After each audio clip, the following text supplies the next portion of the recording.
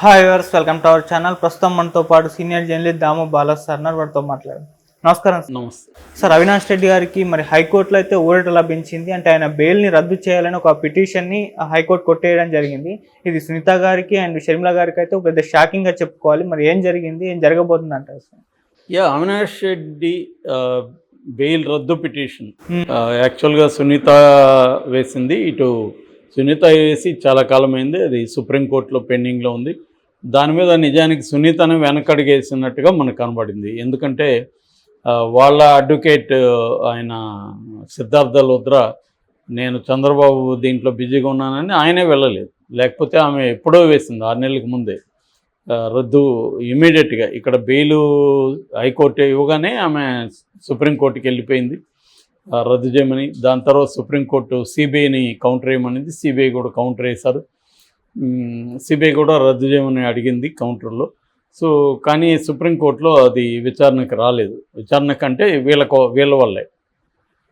అయితే ఇప్పుడు ఏం జరిగిందంటే ఒక సంచలనాత్మకమైన పరిణామం ఈరోజు చోటు చేసుకుంది హైకోర్టులో. అదేంటంటే ఈయన అవినాష్ రెడ్డి బెయిల్ని రద్దు చేయమని, తన వల్ల అవినాష్ రెడ్డి వల్ల తనకు ప్రాణాపాయం ఉందని దస్తగిరి ఒక రద్దు పిటిషన్ వేశాడు. అవినాష్ రెడ్డి బెయిల్ రద్దు చేయమని దస్తగిరి కోర్టులో పిటిషన్ వేశాడు. దస్తగిరి తరపున ఇప్పుడు కొత్తగా దస్తగిరికి ప్రమోషన్ వచ్చింది రాజకీయ నాయకుడుగా. సో హంతకుడు బికమ్స్ పొలిటీషియన్. సో రేపొద్దున ఆయన ఇంకా గ్రో అయ్యే అవకాశం ఉంది రాజకీయాల్లో కూడా. సో మొత్తానికి అతని తరపున జై భీమరావు పార్టీ పెట్టిన జడ శ్రవణ్ కుమార్ అడ్వకేటు, ఇంతకుముందు ఆయన జడ్జిగా కూడా పనిచేస్తారు.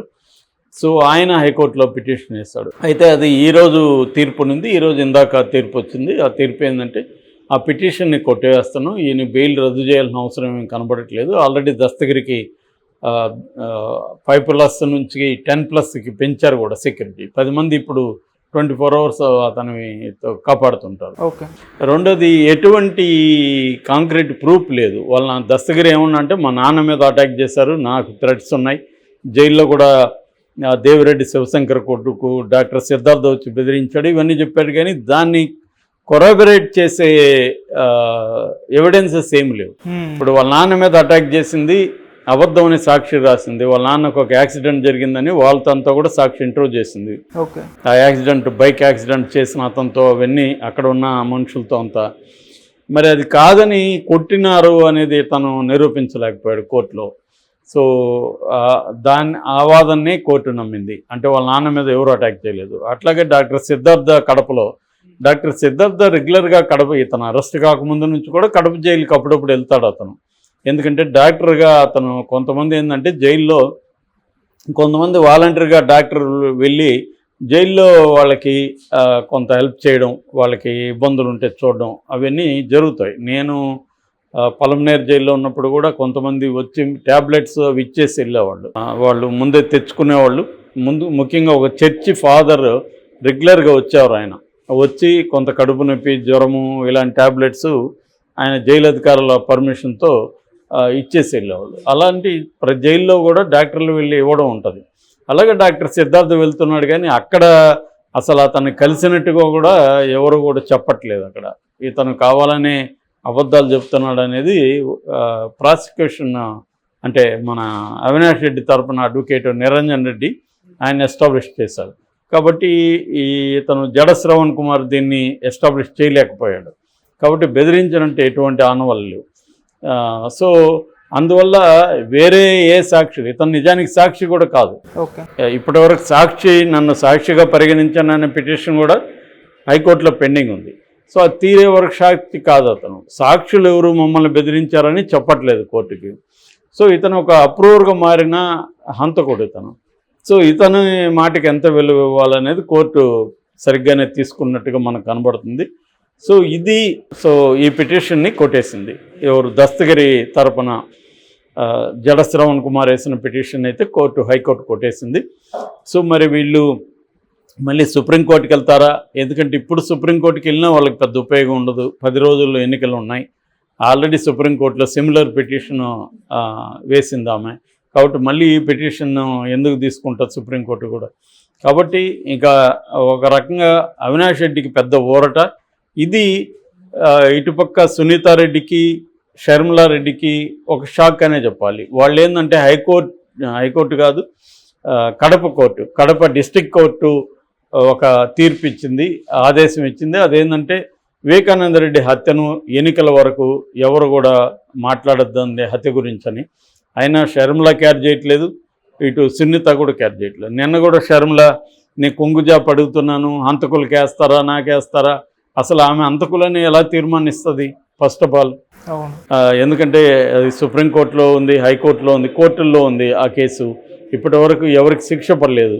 శిక్ష పడకుండా ఎలా ఆమె తీర్మానిస్తుంది అనేది పెద్ద ప్రశ్న.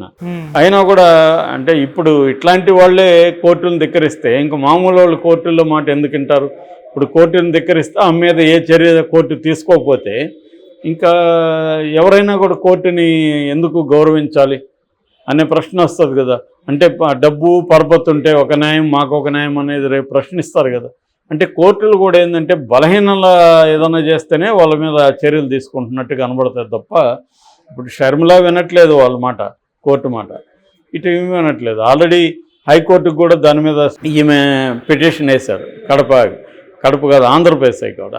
అదేమో విచిత్రం ఏంటంటే మేము తీసుకోమని 2 బెంచీలు ఇప్పుడు ఆ కేసుని తీసుకోలేదు. అదొక విచిత్రం. ఇంకెప్పుడు వాళ్ళది తెలియదు. సో దానికోసం ధైర్యంతో వాళ్ళు హైకోర్టులో మేము వేసాం కదా, అక్కడ ఎట్లాగో తేలలేదు, జిల్లా కోర్టు మా మీద ఏం చర్య తీసుకుంటుందనే ధైర్యంతో ఇటు షర్మిల మాట్లాడుతూనే ఉంది, సునీత కూడా మాట్లాడుతూనే ఉన్నారు అక్కడ. అందరూ వివేకానంద రెడ్డి హత్య గురించి మాట్లాడిన వాళ్ళు లేరు, అందరూ మాట్లాడుతున్నారు ప్రతిపక్షాలందరూ. సో ఈ కాంటెక్స్ట్లో అవినాష్ రెడ్డి కానీ బెయిల్ రద్దు అయింటే మాత్రం అది పెద్ద ఎత్తున వైసీపీకి నష్టమైండేది. సునీత షర్మిల దాన్ని బలంగా తీసుకెళ్ళగలిగేవాళ్ళు, కానీ అది జరగలేదు. కాబట్టి అవినాష్ రెడ్డికి పెద్ద ఊరట, ఈవెన్ వైసీపీకి కూడా అది పెద్ద ఊరట అని చెప్పచ్చు అన్నమాట. అయితే ఈ కేసులో ఓవరాల్గా ఇప్పటివరకు టోటల్గా 8 మంది మీద కేసు ఉంది. 8 మందిలో దస్తగిరి 4వ వాడు. దస్తగిరి ఎలాగ బయట ఉన్నాడు, మిగతా 7 మంది అనుకుంటే 7 మందిలో 5 మంది జైల్లో మొన్నటి వరకు ఉన్నాడు. యాక్చువల్గా 6 మంది జైల్లో ఉన్నారు. భాస్కర్ రెడ్డికి బెయిల్ వచ్చేసింది.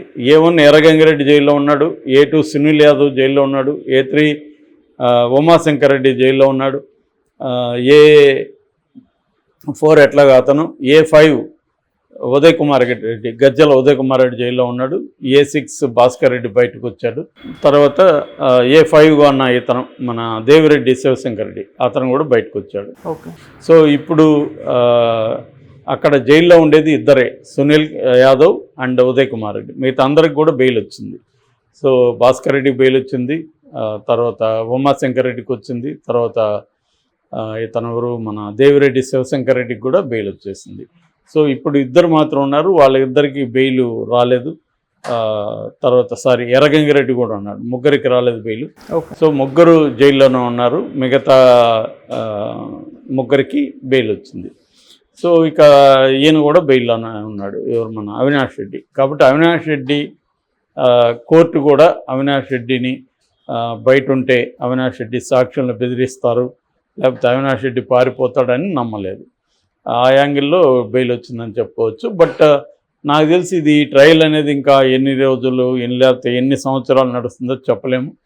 ఏదేమైనా ఇది పెద్ద ఎఫెక్ట్ అయితే ఆంధ్రప్రదేశ్ ఎన్నికల్లో వివేకానంద రెడ్డి హత్య అనేది పెద్ద ఎఫెక్ట్ ఈసారి అయితే చూపించకపోవచ్చు. ఈవెన్ కడపలో కూడా చూపించే అవకాశం లేదు. ఎందుకంటే కడపలో ఆ ఏరియాలో సర్వే చేసిన వాళ్ళందరూ కూడా అవినాష్ రెడ్డి గెలుస్తాడని, అటు పులివెందులో జగన్ ఖచ్చితంగా గెలుస్తాడని చెప్తున్నారు. ఈమెకి ఏమన్నా కొంత ఓట్లు చేల్చగలగదేమో కానీ షర్మిల, దానివల్ల ఏమీ జగన్కి పెద్ద ఇబ్బంది ఉండదు, ఓన్లీ కొన్ని ఓట్లు చేయగలుగుతాయి. అట్లాగే జగన్ చెప్పినట్టు షర్మిల డిపాజిట్లు కూడా వస్తాయో లేదనేది కూడా డౌటే. Okay, thank you so much.